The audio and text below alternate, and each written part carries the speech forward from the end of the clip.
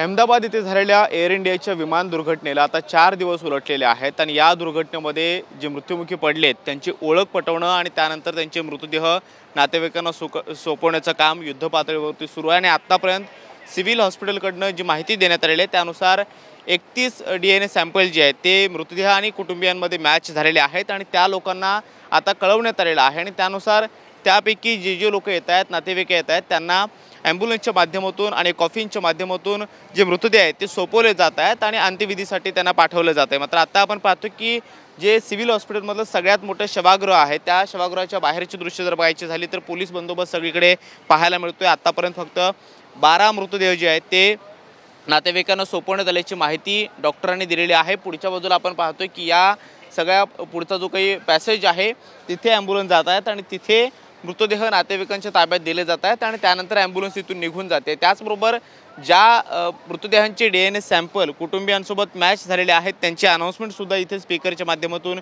केली जाते आणि त्यांना जे काही नंबरिंग दिलेले होते त्यानुसार त्यांच्या मोबाईलवरती मेसेजसुद्धा जात आहेत आणि त्यांच्या कळवण्यात येतं आहे की तुमच्या मृतदेह जे आहेत ना व्यक्तीचे ते तुम्ही घेऊन जाण्यात यावं। आता पुढच्या बाजूला आपण पाहतो की बॅरिकेडिंगसुद्धा करण्यात आलेलं आहे। फक्त ॲम्ब्युलन्स आणि त्याचबरोबर मृतकांचे जे काही नातेवाईक आहेत त्यांनाच आतमध्ये जाण्याची परवानगी देण्यात आलेली आहे आणि स्पीकरच्या माध्यमातून इथे अनाउन्समेंटसुद्धा होताना पाहायला मिळते आहे।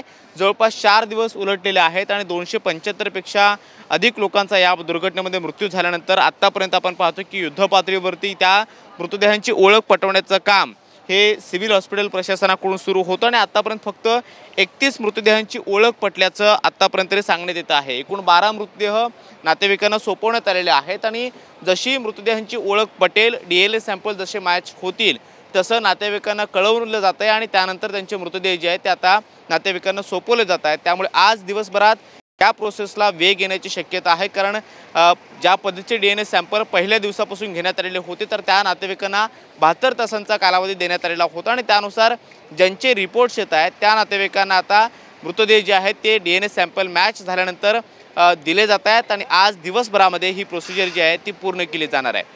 कॅमेरामन योगेश गुरवसोबत मी कृष्णा सोनारवाडकर, TV9 मराठी, गुजरात।